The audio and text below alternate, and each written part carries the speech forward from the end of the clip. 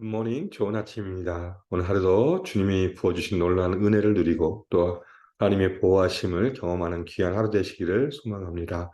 오늘 말씀 같이 나누겠습니다. 사도행전 23장 12절부터 30절 말씀입니다.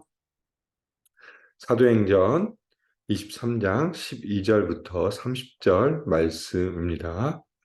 날이 새매 유대인들이 당을 지어 맹세하되 바울을 죽이기 전에는 먹지도 아니하고 마시지도 아니하겠다 하고 이같이 동맹한 자가 40여 명이더라. 대제사장들과 장로들에게 가서 말하되 우리가 바울을 죽이기 전에는 아무것도 먹지 않기로 굳게 맹세하였으니 이제 너희는 그의 사실을 더 자세히 물어보려는 척하면서 공회와 함께 천부장에게 청하여 바울을 너희에게로 데리고 내려오게 하라. 우리는 그가 가까이 오기 전에 죽이기로 준비하였노라 하더니 바울의 생질이 그들이 매복하여 있다 함을 듣고 와서 영내에 들어가 바울에게 알린지라. 바울이 한 백부장을 청하여 이르되 이 청년을 천부장에게로 인도하라. 그에게 무슨 할 말이 있다 하니 천부장에게 데리고 가서 이르되 죄수 바울이 나를 불러 이 청년이 당신께 할 말이 있다 하여 데리고 가기를 청하더이다 하매 천부장이 그의 손을 잡고 물러가서 조용히 묻되 내게 할 말이 무엇이냐 대답하되 유대인들이 공모하기를 그들이 바울에 대하여 더 자세한 것을 묻기 위함이라 하고 내일 그를 데리고 공회로 내려오기를 당신께 청하자 하였으니 당신은 그들의 청함을 따르지 마옵소서.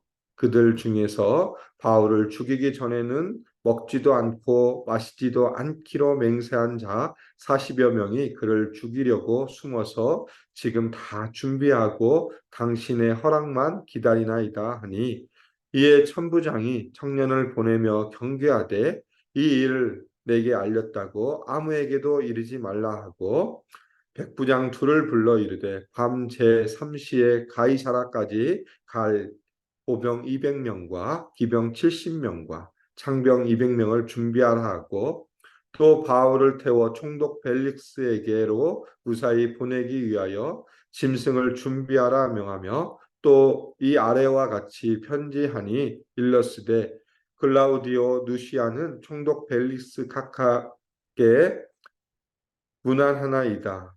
이 사람이 유대인들에게 잡혀 죽게 된 것을 내가 로마 사람인 줄 들어 알고 군대를 거느리고 가서 구원하여다가 유대인들이 무슨 일로 그를 고발하는지 알고자 하여 그들의 공회로 데리고 내려갔더니 고발하는 것이 그들의 율법 문제에 관한 것뿐이요 한 가지 죽이거나 결박할 사유가 없음을 발견하였나이다. 그러나 이 사람을 해하려는 관계가 있다고 누가 내게 알려주기로 곧 당신께로 보내며 또 고발하는 사람들도 당신 앞에서 그에 대하여 말하라 하였나이다 하였더라. 아멘. 오늘 살펴볼 말씀은 앞부분과 이어지고 있습니다. 앞부분의 공회에서 신문을 받는 바울의 모습이 그려져 있고 또 사두개인과 바리새인의 큰 소동 또 분쟁을 통해서 천부장이 개입하는 일이 또 벌어졌죠. 천부장이 바울이 찢길까 봐 다시 영내로 데려오고 그 후에 그날 밤에 예수님께서 나타나셔서 바울에게 말씀하시는 것이 11절에 나타나고 있습니다. 그러면서 이제 새로운 사건이, 새로운 일들이 진행되는 것이 12절부터 나타납니다. 날이 새매 그 다음 날 유대인들이 이제 어떤 일을 벌입니까? 유대인들이 당을 지어서 바울을 죽이고자 하는 일이 일어납니다. 그 사람들은 바울을 죽이기 전까지는 먹지도 않고 마시지도 않겠다라고 맹세하는 모습을 보여주고 있고 이렇게 동맹한 사람들이 몇 명이냐면 13절에 보니까 40여 명이나 되었더라라고 이야기하고 있습니다. 이 유대인들은 아시아에서 온 유대인들입니다. 예루살렘에 거하는 유대인들이 아니라 아시아에서 바울이 행했던 모든 것들을 보고 들었던 그 사람들이 왔고 또 그들이 이 바울을 죽이고자 하는 그 열심으로 어떻게 하냐면 이 사람을 죽이기까지는 우리가 먹지도 않고 죽고 맞지도 않겠다. 그러면서 맹세하여 동맹한 자들이었고 또 이 사람들이 어떻게 갑니까? 그 후에 14절에 보니까 대제사장들과 장로들에게 갑니다. 가서 이렇게 얘기하죠. 말하되 우리가 바울을 죽이기 전에는 아무것도 먹지 않기로 굳게 맹세하였으니 이제 너희는 그의 사실을 더 자세히 물어보는 척하면서 공회와 함께 천부장에게 청하라라고 이야기하고 있습니다. 이제 바울을 죽이고자 하는 그 마음들이 있었기 때문에 이제 계획들을 세우죠. 자신들의 계획을 세우고 이제 가서 대제사장들과 장로들에게 부탁을 합니다. 다시 한번 어차피 앞부분에 나온 것처럼 큰 논쟁으로 인해서 재판이 제대로 진행되지 않았기 때문에 다시 바울을 불러서 우리가 자세히 알고자 하는 척하면서 그를 다시 데리고 와달라라고 부탁하는 모습입니다. 그러면서 어떻게 합니까? 그가 이제 우리의 부탁을 들어주면, 천부장이 우리의 부탁을 들어주면 바울을 데리고 올 때 우리가 숨어서 그를 죽이겠다라는 것을 이야기하는 모습이 그려지고 있습니다. 이 일들을 보면 나름대로 유대인들이 당을 지었고 또 대제사장들과 장로들까지 찾아가서 하는 모습을 보면 정말 치밀한 작전을 나름대로 또 계획하는 모습을 보여주고 있죠. 매복하였다를 죽이겠다 하고 또 장로들과 또 대제사장들을 통해서 이렇게 바울을 데려올 수 있도록 그렇게 말하는 것을 보면 정말 나름대로의 최선을 다하고 있고 치열한 작전을 펼치는 모습을 보여주고 있습니다. 그러나 어떤 일이 벌어집니까? 하나님은 이 모든 것을 숲으로 돌아가는 것을 분명하게 보여주고 있죠. 두 사람을 등장시켜서 하나님은 이 모든 계획들을 숲으로 돌아가게 합니다. 첫 번째 등장하는 인물은 16절에 나타납니다. 누구냐면 바울의 생질입니다. 바울의 생질. 누이의 아들이죠. 바울의 조카인 이 생질이 나타나서 그들이 매복하고 있다는 소식을 듣고 와서 영내로 들어가 바울에게 알려줍니다. 그런데 이 바울의 생질이 어떤 사람인가에 대해서는 아무런 언급이 없습니다. 이 사도행전을 지은 저자인 누가는 이 바울의 생질에 대해서 아무런 언급이 없고 그냥 바로 여기서 등장하여서 그가 들었던 내용을 가지고 영내로 들어왔다라고 이야기하는데 거기서 또 한 가지 미스터리가 뭐냐면 이 영내로 들어갈 수 있는 것도 쉽지가 않습니다. 그러면 이 바울의 생질이 로마인이었거나 아니면 나름대로 또 어떤 권위를 가지고 있고 지위를 가지고 있는 사람이었기 때문에 그가 영내로 들어갈 수 있었다는 것을 또 한번 보여주죠. 그런데 이것도 자세한 언급이 없습니다. 그러니까 바울의 생질의 등장 또 영내로 들어가는 모든 것들이 다 미스테리합니다. 왜? 아무런 언급이 없기 때문에. 그러나 그가 들어가서 또 이 일들을 진행하는 모습을 보여주죠. 바울에게 가서 본인이 들었던 것, 그들이 유대인이 당을 지어서 매복하여 당신을 죽이려고 합니다. 삼촌을 죽이려고 합니다라는 소식을 알립니다. 그러나 이것도 또 한편으로 보면 어떻게 바울의 생질이 이 이야기를 들었을까요? 근데 아무런 언급이 없습니다. 그래서 추측하건대 대부분의 학자들은 어떻게 하냐면 바울이 아마 그 공예원에 관련된 일들을 하는 사람이었고 그 안에 있었기 때문에 그 소식을 듣자마자 바울에게 달려왔다라고 해석하시는 분들이 많더라고요. 그런 일들이 일어납니다. 그러면서 바울에게 알리니까 바울이 또 어떻게 합니까? 그 영내에 있는 백부장 하나를 초청합니다. 그러면서 바울이 한 백부장을 청하여 이르되 이 청년을 천부장에게 인도해 달라고 부탁을 합니다. 그에게 무슨 할 말이 있기 때문에 천부장이 할 말이 있으니까 그를 좀 천부장에게 인도해 달라고 부탁을 하니까 또 이 백부장이 또 바울의 말을 잘 듣습니다. 들으면서 또 천부장에 가서 어떻게 합니까? 18절에 보니까 천부장에게 데리고 가서 이르되 죄수 바울이 나를 불러 이 청년이 당신께 할 말이 있다 하여 데리고 가기를 청하더이다. 그러니까 백부장에게 있어서는 이 바울의 이야기를 들어줄 이유는 하등의 이유도 없습니다. 왜? 이 죄인이었어요. 죄수였어요. 그런데도 이 백부장은 죄수 바울이라고 얘기하면서도 그 바울이 부탁한 것을 행하는 모습을 보여주고 있습니다. 그러면서 천부장이 그 얘기를 듣자마자 또 천부장이 어떻게 반응합니까? 천부장도 백부장의 이야기를 들을 이유가 없습니다. 왜? 죄수 바울의 부탁이었고 백부장 지휘 체계를 보면 자기의 부하인 사람의 말을 굳이 들을 이유도 없지만 오히려 천부장은 그 말을 듣고 어떻게 합니까? 이 바울의 생질의 손을 잡고 한적한 곳으로 갑니다. 물러가서 조용히 묻는 모습을 보여주고 있죠. 그러면서 내게 할 말이 무엇이냐라고 이야기하고 있습니다. 이 되어져 가는 일들을 보면 참 우리가 인간의 가지고 있는 상식을 뛰어넘는 일들입니다. 죄수가 백부장을 부르고 또 백부장이 그 얘기를 듣고 천부장에게 이야기하고 또 천부장이 자신의 수하에 있는 이 백부장의 이야기를 듣는 모습을 보면서 이것은 일반적인 일들이 아닙니다. 그러나 이 모든 것 가운데 행하신 분이 바로 뭐냐? 하나님이시다는 걸 또 한번 보여주고 있죠. 그러면서 이제 천부장에게 이 바울의 생질이 자신이 들었던 이야기를 하고 있습니다. 그 내용이 20절, 21절입니다. 대답하되 유대인들이 공모하기를 그들이 바울에 대하여 더 자세한 것을 묻기 위함이라 하고 내일 그를 데리고 공회로 내려오기를 당신께 청하자 하였으니 당신은 그들의 청함을 따르지 마옵소서. 왜 그러냐? 그들 중에 바울을 죽이기 전에는 먹지도 않고 마시지도 않기로 맹세한 자 40여 명이 그를 죽이려고 숨어서 지금 다 준비하였습니다라고 이야기합니다. 자신이 들었던 그 내용을 천부장에게 자세히 이야기합니다. 그러니까 천부장이 어떻게 반응합니까? 그 반응이 22절부터 시작해서 오늘 말씀의 마지막 30절까지 일어납니다. 첫 번째 준비하는 것은 군사를 준비하고 이동할 준비를 하는 모습이 22절부터 시작해서 24절까지 보여주고 있고 또 두 번째는 이제 그 바울을 보내면서 총독에게 자신의 편지를 쓰는 모습이 25절부터 시작해서 30절에 이어지고 있습니다. 첫 번째의 천부장의 반응은 뭐냐면 바로 군사를 소집합니다. 25절에 22절에 보니까 백부장 둘을 불러 이르되 밤 3시에 가이사라까지 갈 보병 200명과 기병 70명과 창병 200명을 준비하라라고 명령합니다.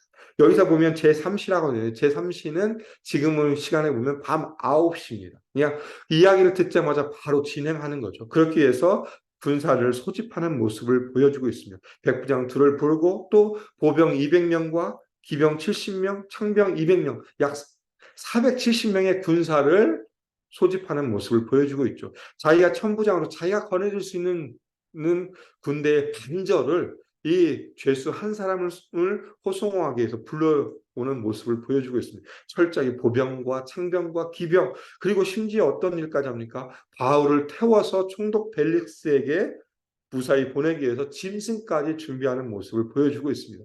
그 당시 대부분은 죄인을 호송하는 것은 걸어서 가는 것이었습니다. 근데 이 천부장은 이 죄수 바울을 위해서 짐승까지 준비하는 모습으로 바로 빠른 대처하는 모습을 보여주고 있죠. 여기서 가이사라라는 동네는 뭐냐면 벨릭스가 있는 곳입니다. 유대를 다스리는 총독 벨릭스가 있는 행정 도시였습니다. 예루살렘에서 약 한 100m, 100km 정도 떨어진 그 도시가 있고 거기는 행정 수도로 총독 벨릭스가 유대의 온 땅을 다스리는 곳이었습니다. 그곳에 이제 가는 것이죠. 이 의미가 뭐냐면 지금까지는 사도 바울이 받은 재판이 유대인들 앞에서의 재판이었습니다. 근데 앞으로 총독은 로마인 법정에서의 신문이고 재판이고 또 그로 인해서 무엇입니까? 로마까지 갈 수 있다는 그 일을 보여주는 것이죠.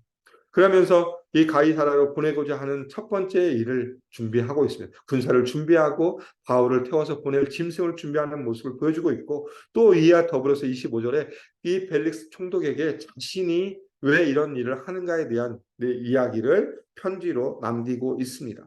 그러면서 자신의 이름을 분명하게 밝히죠. 글라우디오 누시아 자신 이 백부장의 이름을 분명하게 보여주고 있고 그러면서 네 가지의 내용을 통하여서 편지를 씁니다. 첫 번째 내용은 뭐냐면 이 사람 바울이 유대인들에게 잡혀 죽임을 당하려는 그 순간 절박한 순간에 내가 가서 그를 로마의 시민인 줄 알고 급히 구했다라고 이야기하고 있습니다. 그 내용이 27절에 나오는데 근데 이건 좀 과장된 진술이죠.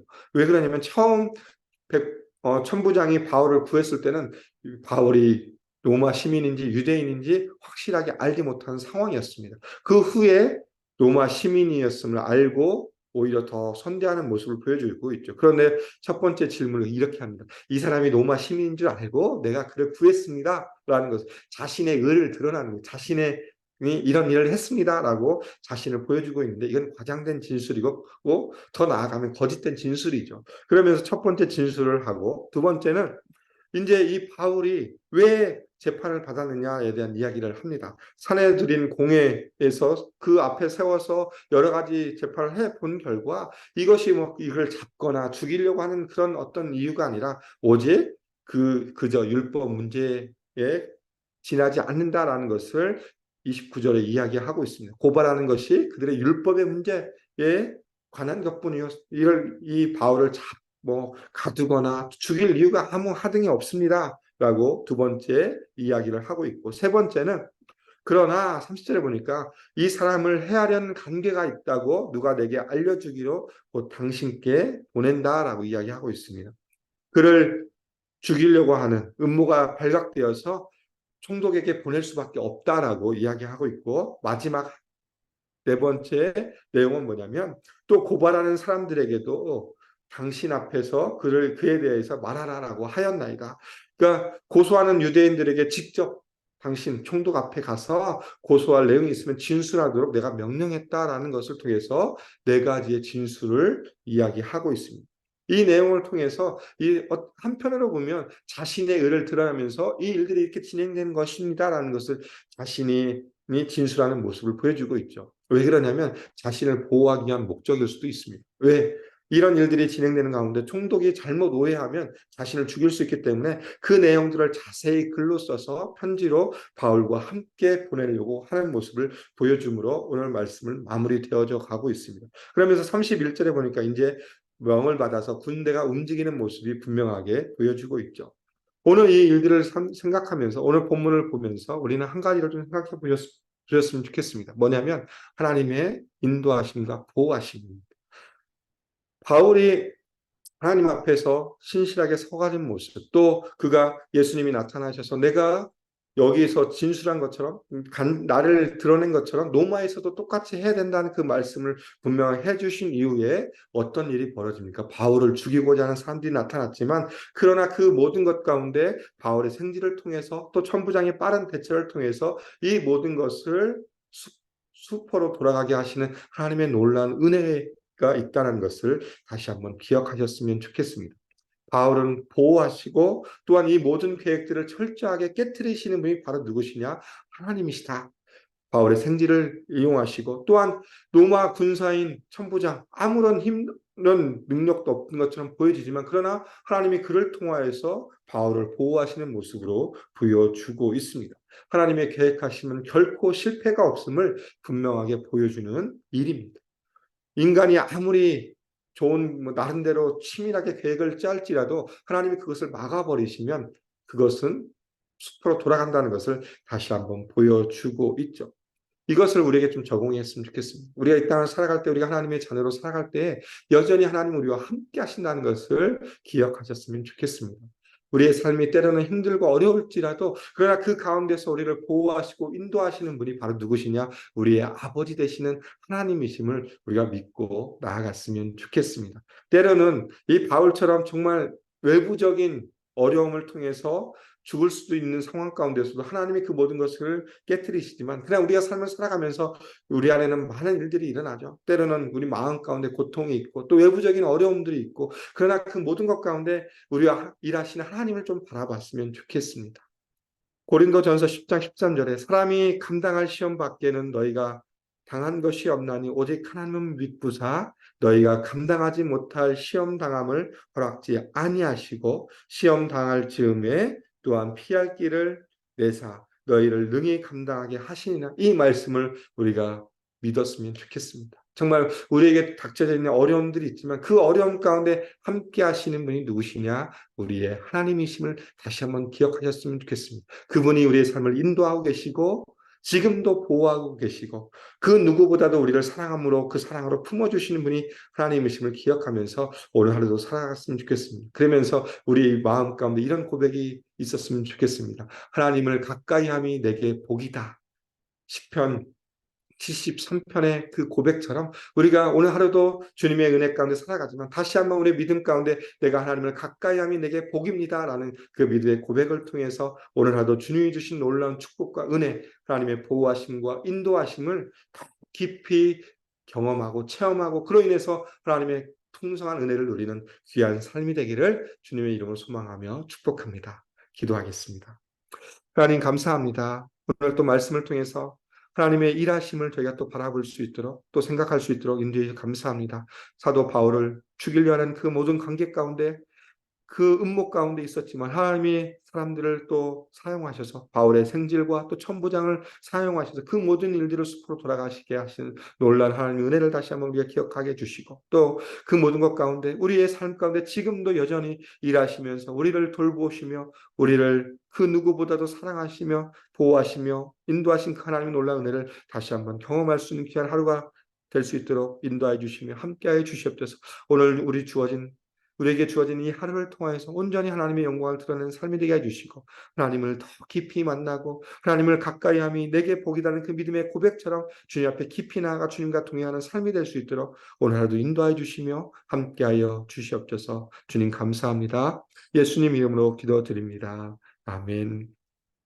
이 시간 우리 합심을 같이 기도하겠습니다. 첫 번째 기도해 주실 것은 다시 한번 우리의 믿음의 결단을 하나님께 올려드렸으면 좋겠습니다. 내 삶의 형편이 어떠하든지 주님과 통행하며 주님이 부어주신 놀라운 은혜, 보호하심과 또 인도하심을 경험하는 놀라운 은혜를 누리는 삶이 될 수 있도록 위에서 기도 부탁드리고 두 번째 기도해 주실 것은 우리 교회 표어입니다. 회복을 넘어 부흥으로 이 표어처럼 우리 영혼들이 우리의 모든 믿음의 족속들이 회복을 넘어 하나님이 부어주신 놀라운 부흥을 경험케 하고 또 그로 인해서 예수산책 AKPC 말씀 제자 미션을 공동체를 이뤄가는 귀한 교회 될 수 있도록 위해서 기도 부탁드리겠습니다. 세 번째 기도해 주실 것은 학기가 시작한 우리 자녀들을 위해서 기도 부탁드리겠습니다. 아이들이 믿음 안에서 살아가고 또 어느 곳에 있든지 신실하게 하나님의 영광을 위해 살아가는 자녀들 될 수 있도록 또 선한 영향력을 끼치는 자녀들 될 수 있도록 기도해 주시고 또 이번 주에 있을 주일 예배 가운데 하나님 함께해 달라고 말씀을 전하시는